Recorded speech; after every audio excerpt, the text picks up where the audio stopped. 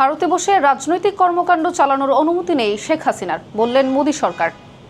বাংলাদেশের ছাত্র জনতার গণঅভ্যুত্থানে ক্ষমতাচ্যুত সাবেক প্রধানমন্ত্রী শেখ হাসিনা চলতি বছরের শেষ নাগাদ দেশে ফেরার ইঙ্গিত দেওয়ার পর নতুন করে শুরু হয়েছে নানা আলোচনা।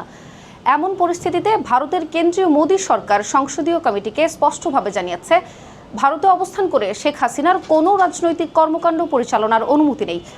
৩১ জুলাই প্রকাশিত ইন্ডিয়ান এক্সপ্রেসের এক প্রতিবেদনে তথ্য জানানো হয়।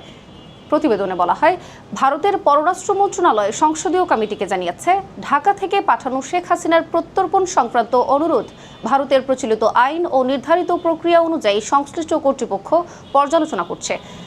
কংগ্রেস নেতা শশী থারুরের নেতৃত্বাধীন সংসদীয় কমিটি উল্লেখ করেছে, শেখ হাসিনার ভারতে অবস্থানের বিষয়টি দেশটির মানবিক ঐতিহ্য এবং চরম বিপদ বা অস্বস্তির ঝুঁকিতে থাকা ব্যক্তিদের আশ্রয় দেওয়ার নীতির সঙ্গে সামঞ্জস্যপূর্ণ। একই সঙ্গে কমিটি বলছে, ভারত কঠোরভাবে এমন নীতি অনুসরণ করে যে তাদের ভূখণ্ড ব্যবহার করে অন্য কোনো দেশের বিরুদ্ধে রাজনৈতিক কর্মকাণ্ড পরিচালনা করা যাবে না। ভারত বাংলাদেশ সম্পর্কের ভবিষ্যৎ শীর্ষক সর্বশেষ প্রতিবেদনে সংসদীয় কমিটি সুপারিশ করেছে, সরকার যেন মানবিক ও নীতিনিষ্ঠ অবস্থান বজায় রাখার পাশাপাশি এ ধরনের সংবেদনশীল পরিস্থিতি সতর্কতার সঙ্গে মোকাবিলা করে। তবে বাস্তবতা যেন ভিন্ন চিত্র তুলে ধরছে, কারণ চলতি বছরেই ভারতে অবস্থান করে শেখ হাসিনা একাধিক সাক্ষাৎকার দিয়েছেন। ২৯ জুলাই ২০২৬ তিনি এনডিটিভিকে এক্সক্লুসিভ সাক্ষাৎকার দেন।